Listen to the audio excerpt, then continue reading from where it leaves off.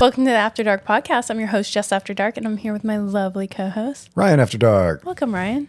Thank you for having me. You're so welcome. How are you doing? Not too bad. Not too bad. How are you doing? I'm good. This week, we're a little late on the podcast. We are. Because I was sick on Wednesday and Thursday. I started to get sick a little bit on Wednesday, and then yesterday I spent the entire day in bed. Yep. I got a new Kindle holder. You did. And it now like retracts and it's portable. So I spent the entire day moving locations, and I was a burrito here. Yep. I was a burrito in the room. That's about it. That was the movement I got. Yep. Just in and out. That's it. It was nice. So my week's been pretty good. Other than that, a little busy, but we're back at it today. I'm ready. So today I'll be. We started decorating for Christmas this week with Kels. We put up our tree. You guys can't see it, but it's right here in the library. And after this, I will continue to decorate for Christmas. I'm currently listening to an audiobook called My Favorite Holiday by Lauren Blakely. And so I will keep listening to that as I decorate. So Nice. what a better way, name a better way to get into holiday spirit than listening to Holiday Smut. There isn't one. Oh, wait, there's no other, there's no other way. So, but yeah, today we're going to talk through, we got some questions throughout the week. So we have a few things that we want to chat about today. Two of them are mainly around how we as a couple like deal with reading, and mostly how Ryan deals with it, and how we do it how I as a parent read smut and display my smut. Yep. And then I got the question for how as a partner. Oh, I guess that was that was pretty much it. Yeah, but that one came directly to Ryan, while the other one came directly to me. So I don't know. You want to go through your question? I feel like we get that a lot, or we see that a lot. Yeah. That reading smut is cheating. How do you feel about that? I mean, I don't feel like it's cheating. And why is that? To me, it's just words on a paper. Like that doesn't bother me. I really don't know why it would anybody else. I mean, if it does bother you, that's fair. Well, yeah, that's totally your different, boundary. But I believe in relationships, boundaries should only be set when they really, really mean something to you. Yeah. Well, I also think that every relationship should have its own boundaries too. Like, correct. So what our boundary is in our relationship is obviously going to be different than somebody else, correct. Especially when there's different insecurities other people have and stuff like that. Yes. So, but you can't what I was going to go with is you can't just as one individual just set all these boundaries and then not expect the same boundaries to be flip-flopped on the other end. So we're seeing a lot of men will be like, reading is cheating, but then porn isn't cheating. And it's like, okay, well, you got to be open one way or the other. Or I get so many men that'll be like, oh, you read, well, you better let your man, I better do, what? First of all, me and Ryan have our own boundaries. No one's ever saying just because I read means Ryan can't watch. That's up to you and your boundaries. But pushing that reading is cheating without ever reading a book, I'm sure is probably pretty difficult for most partners to feel. Right. So for instance, when I got that question, that was the first thing I asked was whether or not they had tried reading any, because I feel like a lot of times it gets portrayed as something that it's really not.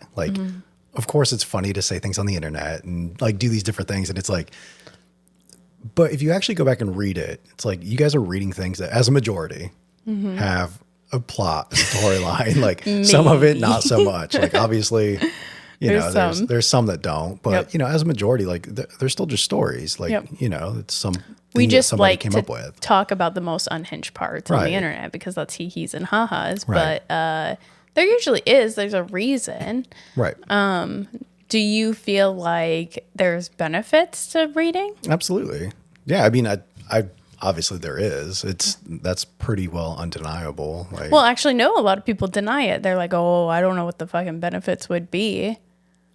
Who says that? Some men. Okay. So my guess is that if they haven't actually experienced it, so this goes back to the same thing where when you project your thoughts on somebody without actually having an understanding of the situation, just 9 times out of 10, you just say things that don't really make sense on the internet. That's kind of where you end up. I do, to be devil's advocate though, like let's like explore this reason. So there could be some insecurities that are there. Sure. And that's perfectly acceptable. I personally, like people are like, well, they're just fictional characters. And so I personally once broke up with a 3-year-long relationship over a fictional character. Right. This is a fun story time. Damon Salvatore from Vampire Diaries was the main reason I ended my relationship with an abusive ex. Like legit, he sucked. But why? Like if you go talk to my ex today, he probably won't let his wife watch Vampire Diaries because he's like, yeah, you're going to fall in love with someone else and leave me. No.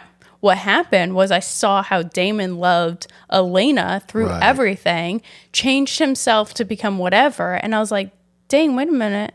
I've never seen a healthy relationship in my life because my parents didn't have one. Right. Is that, not that Damon was a healthy relationship, but my God, like he loved that girl. Oh, he showed love. It's the main thing. Correct. Yeah. And so it's like, A, are you insecure because they're having sexual relations? Are you insecure that your girl might learn that she deserves better? Right. Either way, I think that's a little bit of like, let's personally dig deep. Yeah. So that's not really playing devil's advocate. That's still a you issue. Like, that's not, well, I start to think about it. I'm like, well, maybe, but then like that's where the thought process comes in. It's like, okay, so maybe you do have a reason why you're insecure.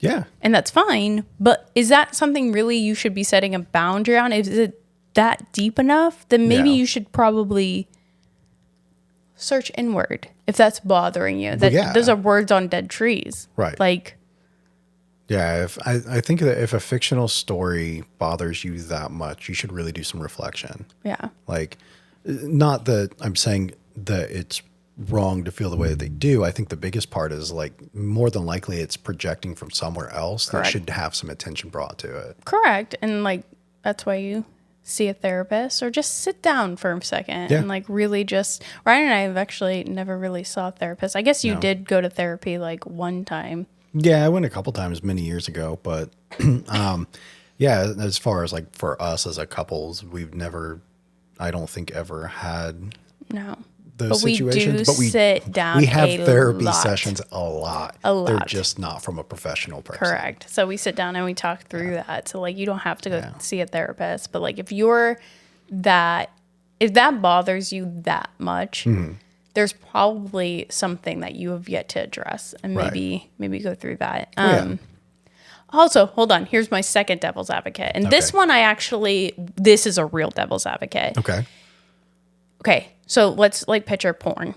Okay. So mostly when someone goes to watch porn, do they go watch porn to get amped up to then go to their significant others and finish the job? Or are they most likely watching porn and finishing? Well, I think as a majority, it would be, option B. Reading, though, a lot of times, at least in our relationship, I read, and it takes a lot for a woman to get, like, I think it says 20 minutes of foreplay before a woman's even there. So, like, I think it's really beneficial to, like, read something and then come to you already like, hey, babe, and you're like, let's go. You're already marinated. So it's very beneficial. It can be very beneficial. But I could see there being situations that someone is reading and then goes off and just finishes on her own rather than coming to her significant other. I could see that being really annoying. Like all your time spent. Sorry, go ahead. You look like you have things to say. So because in that given situation, that's still the issue isn't the book. Yep. The issue isn't the reading, it's the intimacy in between. So it's still an issue between you and your partner. It's not like that doesn't become the issue. Correct. But if that's all they're seeing, then the boundary should not be you can't read. The boundary needs to be like, hey, I want to be intimate with you. Yeah. I feel a certain way when you would rather just be intimate with your book and your toy than even to come talk to me. Right. And we have seen in the book community, let me take this a lot step forward, that women go on men's profiles and fucking what is that? Be thirsty as hell? Yeah. Book talk is here. Masked men. Talk to him like a piece of meat. Hey, that's weird. Like, Yeah. okay, if you want to do that, that's fine. But if you are in a relationship, actively doing that, like, I'm not here to judge your relationship, Yeah. but couldn't be me. Yeah. Well, Couldn't be me. and it's one of those things that, again, it still goes back to your current relationship. Like, some people are perfectly okay with that, and others And that's aren't. fine. Yeah, you're right. Yeah, You're right. I mean, If their boundary is, I'm okay with that. right. But I can see if, Like, for me personally, I would have an issue with that. yeah, But, I would too. you know, Please don't obviously, go, don't go flirt with masked men on I will TikTok. not, I promise. But no, it's bad too, because like it does sometimes give a bad rep to Right. the community, because a lot of these people don't want like I think the mass talk community, I think they kind of like, they love it for the most part, probably. Well, yeah. But I think the bike talk community is like, bro, I'm just trying to ride my bike. Leave me alone. Yeah. But yeah, I could see like if those are the cases, why someone might just like, again, you just categorize something as like, oh, this is the cause, but it's Yeah. not really the root cause. No. Right? Like your issues stemmed, it could be anything else. Yeah. And you would have issues with that as well. I think in all of that, like, you're kind of like portraying the reaction as the issue and not the actual main problem. Correct. So, Correct. So yeah, that's kind of, I think, our advice on that is maybe read the book. yeah, definitely read the book, because again. I think that's a big one. For me anyways, you used to tell me about books and I thought that they were just like so wild, and I went and read them, and to be honest with you, it's like, I mean, a page here, a page there, a page, like, but those are the things that are focused on Correct. when you're making videos and when you're talking to other people about it. But like, to me, there's so many good books that I've read. Yeah. I actually liked the storyline. I thought it was good. Why can't I think of what it's called? Does It Hurt was one of the big ones. Yep.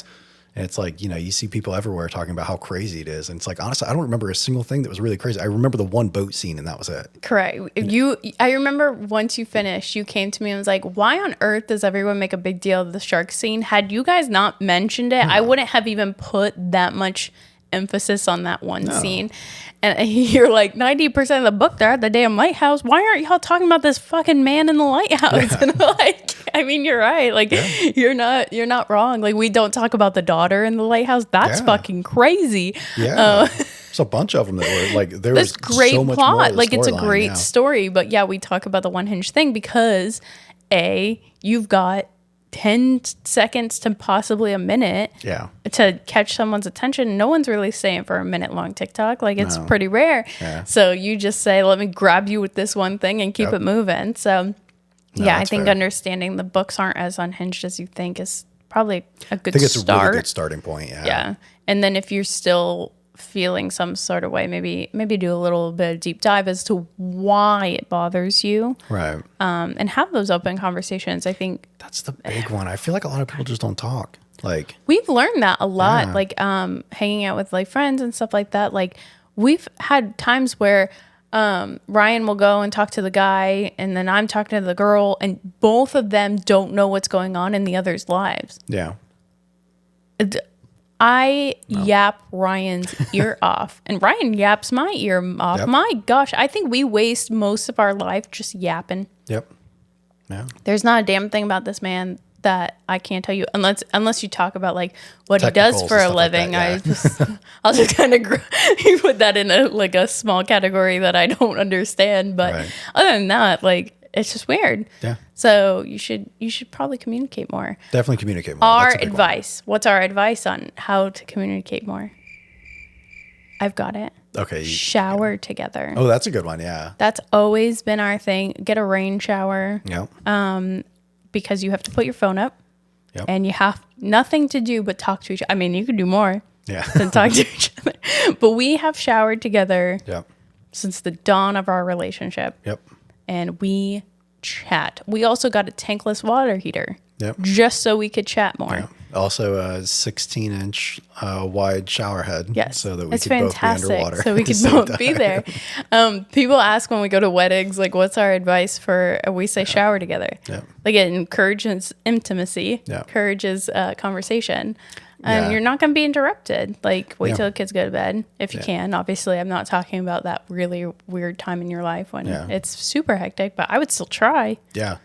Jeez. Well, that's, we did it for a long time where it was at the end of the night. Yep. Once our daughter went to bed, that's when we would circle back and we would. And even as she's older, she it's not a secret. We would go shower together. Everyone knows we shower together. Yep. Like, your parents know, my parents, like, whenever anybody's in town, like, we're going to take a shower. It's nothing weird. It's just, that's what maybe they think it's weird. I mean, that's fine, but. It's our house. We're going to do what we do. Also, eating dinner together. Apparently, we learned this week that that's a weird thing for people to do. I grew up where we had dinner together every single night. Ryan did not grow up that way. No. So for me, it was the weirdest freaking thing. I also for a while, people would leave me as the last one eating at the table. Yep. And one day I was like, stop leaving me at the table. And so, like, ever since then, now we all sit until the last one's done eating. And it's you most of the time. Yeah, I'm a slow eater. I'm a fast eater now. I don't know why. But yeah, eat dinner together. No phones. No phones, yeah. Take a little bit of time. And the other one is I think, especially if you have kids too, is to allow the kids to talk. And I know sometimes it can be hard, but allowing the kids that opportunity to sit there and actually like chat. Like I've seen households where it's like very strict and it's like kids can't talk at the dinner table and stuff like that. Only the adults can. Yep. And I think that for us, we get the most enjoyment out of actually letting our daughter just chat it up. And she doesn't make sense 95% of the time, but boy, does she love it. Yeah, she loves telling all the stories and stuff. And because of that, we know what's actually going on in her life. So. Correct. And that actually leads into our next conversation. Beautifully done, Ryan. Yeah. So the next question we got this week was, how as a parent do I read so much smut? I do. It's fine. And display it so openly. And how does my daughter like handle that? And do I have those kind of conversations? So I did make a TikTok already on this, but I figured we could kind of go a little bit more in depth. So the first thing I had said was all she knows are the titles. Like all she looks at these are books. So like I talked about how when Kelsey was really young, I had to have like an internal moment with myself that realized adults sexualize things all the time. And children do not. So like just because something can be sexualized and we do it as adults does not mean children look at it the same way. Right. So looking at my books, everybody in the community is like, I know what those say. Yeah. My kid doesn't. 95% of the people that come to my house don't. And people are like, do you feel weird that people see your library? And I'm like, hey, this is my house. Again, my house. I could care less. If you were able to come through my front door and you have something to say about my library, then you can go right out that front door again. Right. Don't let it hit you on the way out. Like, this is my house. But most people have no idea what these books are about. Like, most of them are discreet covers, except for maybe The Sinner, The Ritual, that kind of stuff. But no one has anything to say. Like, and she doesn't have anything to say. She knows the names of these books, but to her, they are nothing but romance books. Right. She also knows that they have adult themes, like cuss words and stuff like that. Yeah, so she knows that they're adult books, but, and that she can't read them, obviously. She knows not to mess with them because you don't even read your own books. You just They're just trophies on the wall. She knows I don't read them physically. Yeah. She now knows that she cannot recommend Haunting Adeline and any of these books because she tried to recommend one to my mom. She was in town and she was like, read Haunting Adeline. I was like, honey, you cannot tell anyone about these books. They're scary. So I told her they're scary and she's like, oh, okay, you're right. Like I shouldn't have people read scary books. And I'm like, exactly. Like a lot of people are scared. So like I found ways to kind of negate that conversation because she's still young. Like she's not in any place to have a conversation like that, but she does know their romance. She thinks that's funny. She's like, oh, smoochies. And I'm like, yeah, they're like, and I'll tell her like themes like, oh, she'll be like, oh, what's that one about? I'm like, oh, it's a hockey player and he's in love with a figure skater. Like, I don't hide things from her. I read. What do you expect me to do? Read in a closet? Right. Well, I think that's kind of a wild concept actually when you think about it. Like, because of the fact that everybody knows what's in it, they just assume that the kids do. That's not the case at all. No. And I once tried to post post a video about Kels like being able in Target, like reading all these titles and being like, you read this one, you did this one, because she sees them at the home library. And somebody's like, the fact that child knows the name of these books is wild. And I'm like, and I deleted the video because I was super upset. I was like, oh my gosh, like maybe you're right. But then I had a friend reach out and was like, did you delete that video? And I was like, yeah. And they're like, why? And I was like, because somebody had something to say. And she's like, are you kidding me? Yeah. They sat there in their own head and thought a child knew what was in that book. Maybe they should do a little bit of soul searching. Right. Like, it's in your house. Right. It's in Target. Like, it's in Target. Like, you can go see this anywhere. Like, she could actually go to Target and buy one. Correct. Yeah. Technically, she like, if you want to get technical. Let's talk about that. But we won't. But yes, she can read a cover. Like, I bet you there's millions of books you guys know the name of, but but you don't know what it's about because you didn't read the book. That's okay. Like, so anyway, like pushing that on a child is crazy, but like, also pushing on a mother pushing on a parent that they shouldn't be able to do what they enjoy in a healthy manner just because they have children. Also weird concept. Right.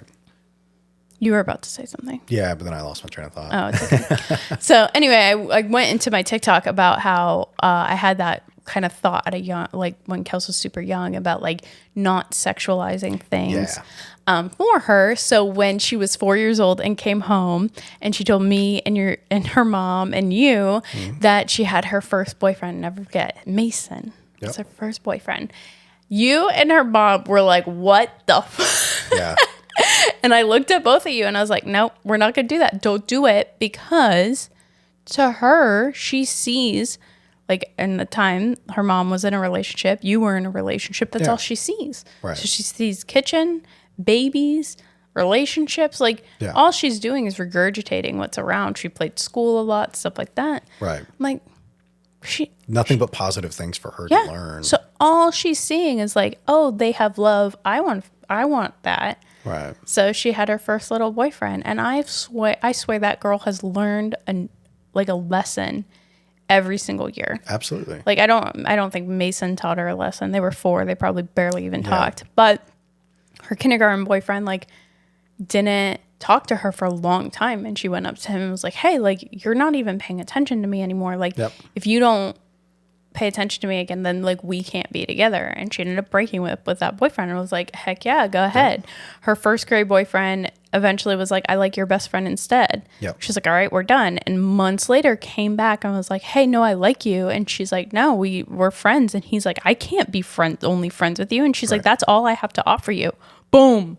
Next thing learned. And then second grade was he didn't want to tell people. Yes. He wanted to keep her a secret and was really embarrassed by it. And so she had to be like, hey, listen, if that's fine, but, like, I'm not going to be some kind of secret in this situation. Yeah, he didn't want his friends to know. Or his brother. Or his older brother or something. Yeah. And so afterwards, he was really mean to her. And she was like, hey, I'm not, like, at first she started to, like, lean into that drama. And I had to talk to her and was like, no, we're not going to lean into that drama. Like, that's just is what it is. Like, you learned that lesson. Like, here we go. And then this year was great. She didn't even get the boyfriend. She had a crush. She goes and tells him, hey, I really like you. And he responds with, people say that all the time. But all I have to say is, you don't want to like me. And I go, boom, listen. Listen to that boy. Take that and go the other way. Because every time a man ever said that to me, I was like, I can fix him. I can teach him he's worth love. And I looked at Kels and I was like, that's what I would have done. Don't do that. And she's like, okay. And she got over that. Teaching her, we don't love projects. Yeah, we don't love projects. If somebody is screaming at the top of their lungs that they are not in a position, don't just listen to them. Just you don't need to fix them. You're fine. Yeah, no, I like shared that. Like I said, I had shared that on my TikTok, and I got a lot of response. Like, a lot of people kind of like appreciated the fact that we are so open and we do have those conversations. And obviously right now is not a good time to have these conversations with her. And when they do come, we will. But I think the idea of trying to hide a piece of who you are just because you're a parent, it doesn't have to be a thing. Yeah, it doesn't have to be a thing. No, not at all. I think we're pretty open, as a family, and And in turn, that makes her very open with us. And that's how we're able to have these open dialogue conversations. And she's learned a lot. And it makes it so that way when she is older, it's not such a culture shock of like, now you're learning things. And oh my gosh, no one wants to teach you things. And so you have to learn the hard way and everything like that. So, but yeah, no, like that's kind of some of the questions we got this week. And I feel like this was a good chance to kind of chat through them. Yeah, absolutely. So yeah.